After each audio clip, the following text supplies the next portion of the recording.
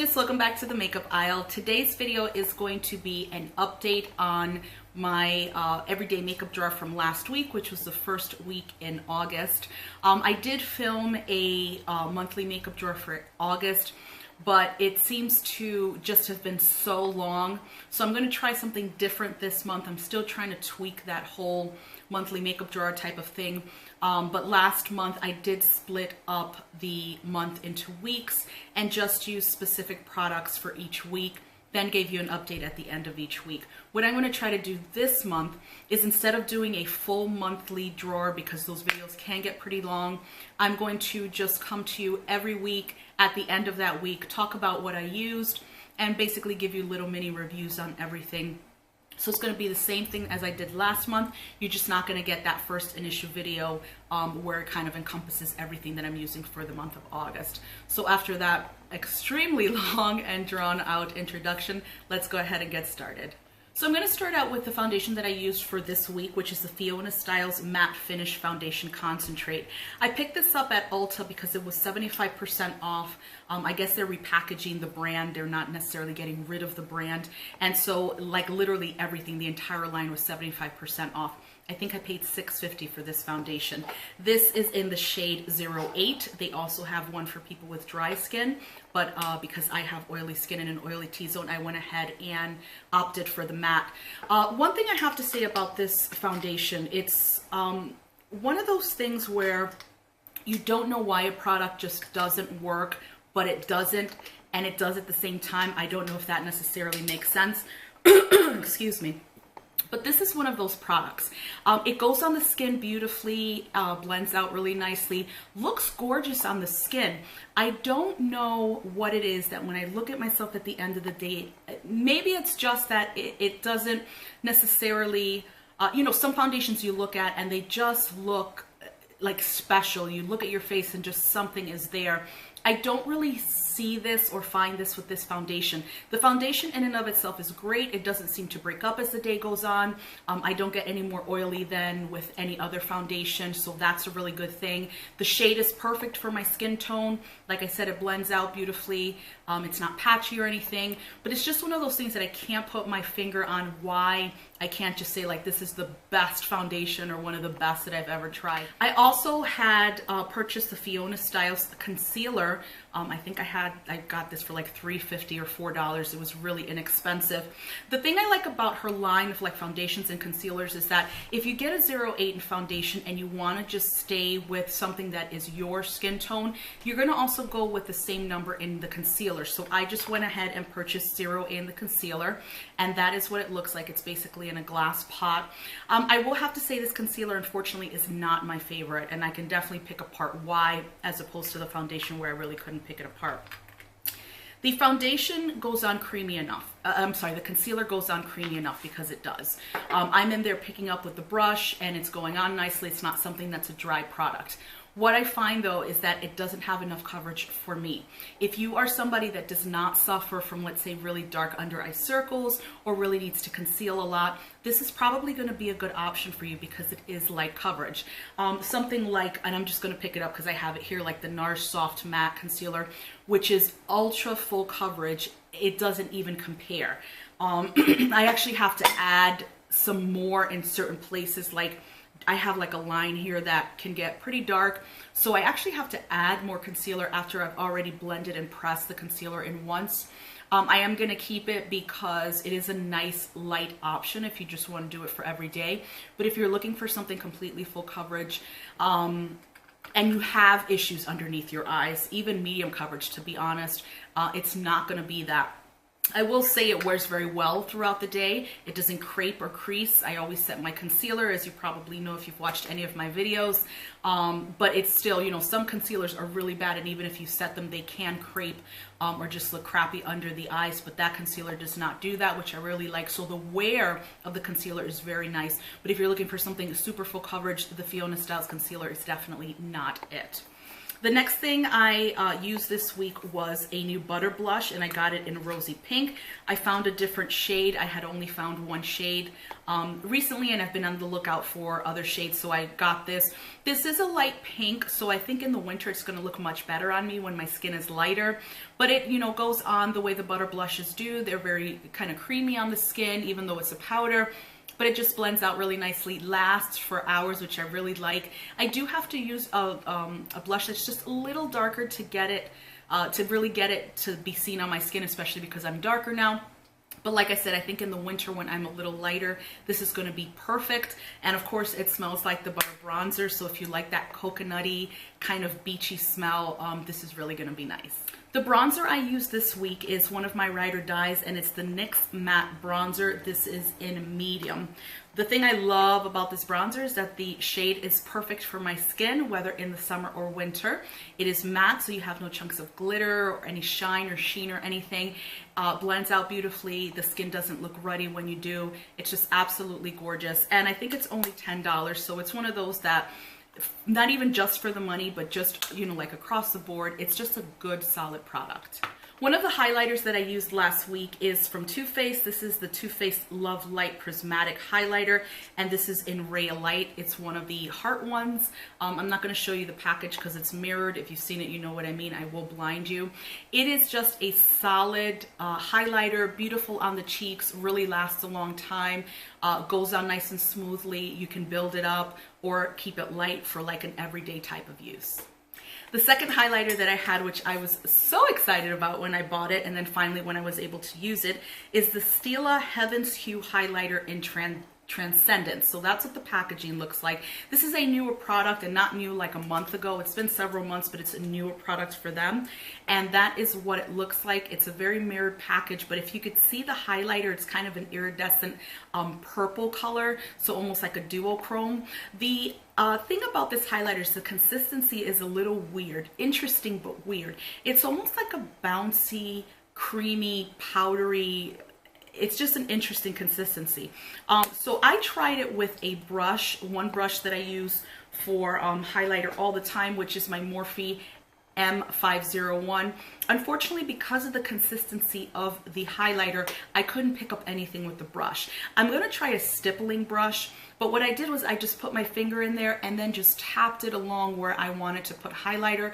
It worked absolutely fine, and this shade is just wonderful, like so gorgeous on the skin. I know they have it in Kitten and another shade which I can't remember the name, but again, just the consistency of this, I think unless a stippling brush works, which I still have to try, your finger is going to be your best application tool for this. I tried a new powder this week, and what I wanted to do was to actually try it all over my face. My skin has color to it, it has vibrancy to it, whereas in the winter I get very pale, my skin looks sallow, you know, it's not a lot of pep to it. So I had picked up the Hard Candy Color Correct Baked Powder in Lavender, and lavender is usually used to basically pep the skin up. So if your skin is sallow, or even like a corrector where you may just, you know, the skin just looks dull, this brightens up the skin. So I thought, well, maybe this might be a good powder to put all over the face to just kind of see how it looks.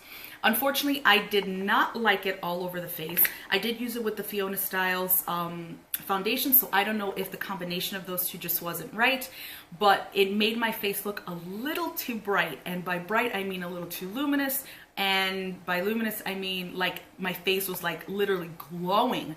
And I mean, that's what you want, but for me, all over the face, just literally I could not get it to matte down because the way the lavender sat on my face, like everything was just really shiny.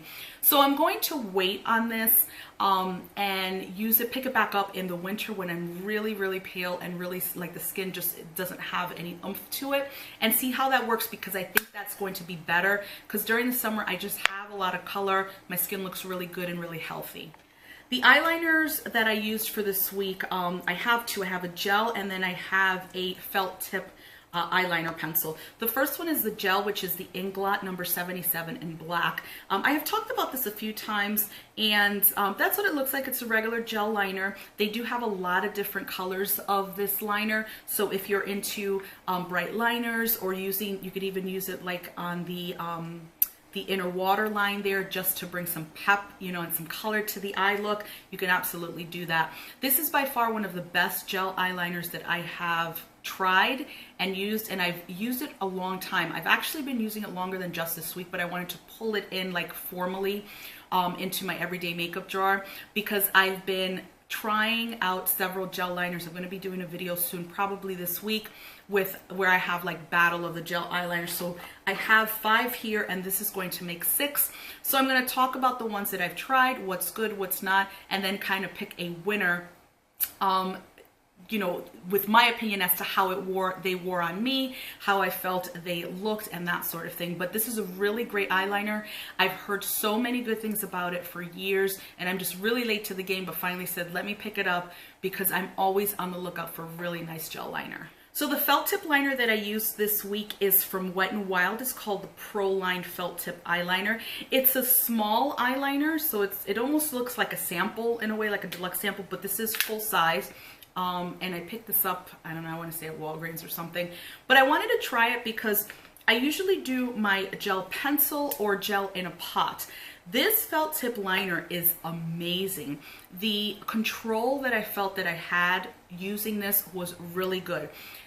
For me though was the lasting power and how it wore. It wore so beautifully throughout the day. The only thing I didn't like is that it wasn't matte. So if you like a matte liner, this is probably not going to be for you. And I kept looking at my eyes as the day progressed because I wanted to see how it wore. Still in place, still perfect. I did a nice wing out and that was still great. I didn't have any smudging, or kind of like sometimes you wear liners and they kind of come down a bit.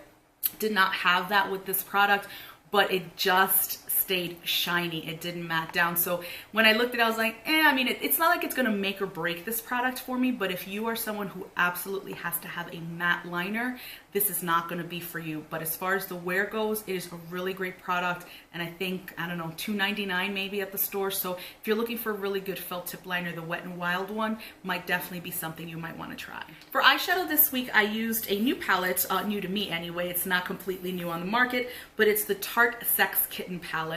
I have seen so many fabulous reviews on this palette, so I just had to pick it up. It went on sale, I don't know, several weeks ago on the Tarte website, so I went ahead and got it. And this is what it looks like. It's a simple palette, but it's not, because you can create such beautiful looks with this palette.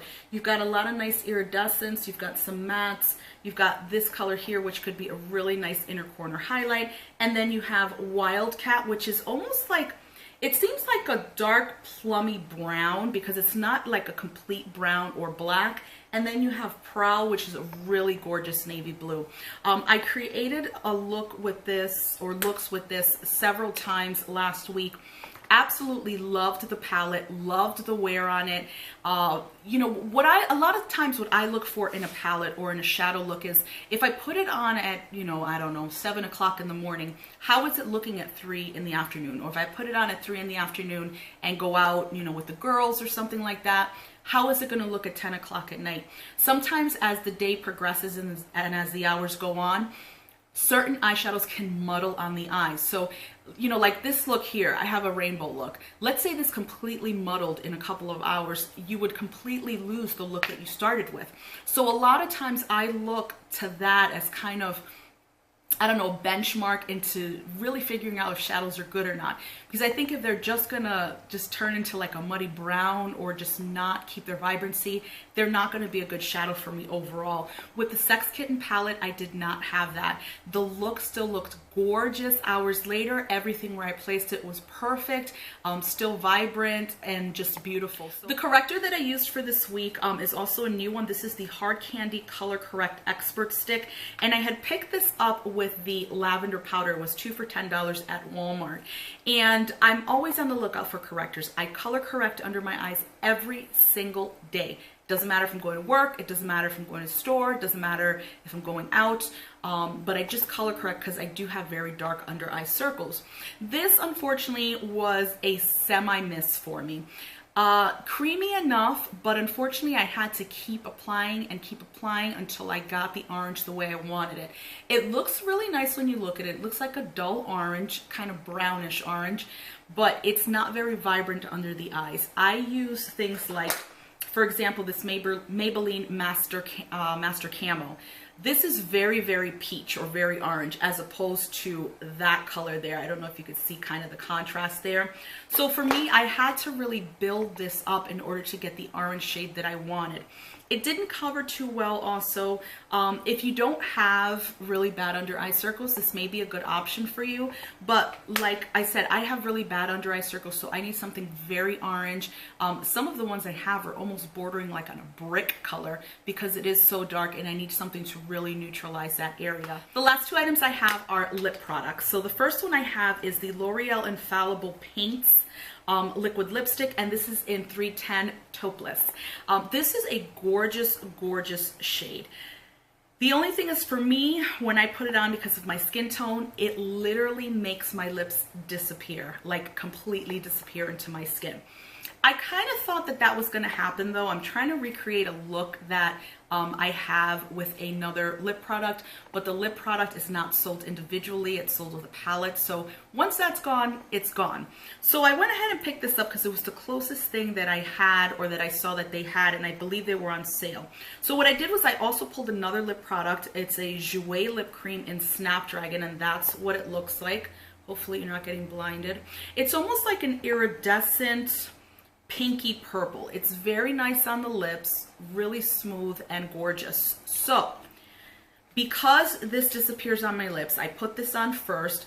First of all, the formula on this is absolutely gorgeous. It's soft and moisturizing, hydrating, very opaque. It's not streaky, just love it. And then I put Snapdragon on top of it, and the combination of these two on my lips is absolute perfection. I love the way it looks. So even though this didn't work out on its own, the formulation is gorgeous, and just adding something on top of it, like, you know, some iridescent topper, makes it work just perfectly. So for me, that made it worth having this because the formula is perfect and it lasts a very, very long time. Well, that's gonna do it for this update for the first week of August in my weekly makeup drawer. What I will do is next week I will update you on week 2, because I am gonna start using all of that new product tomorrow. It's going to be Monday. Please subscribe before you leave. Also click that little bell so you get alerted as to whenever I upload new videos. Please give this video a thumbs up if you enjoyed, and I will see you in the next one. Bye.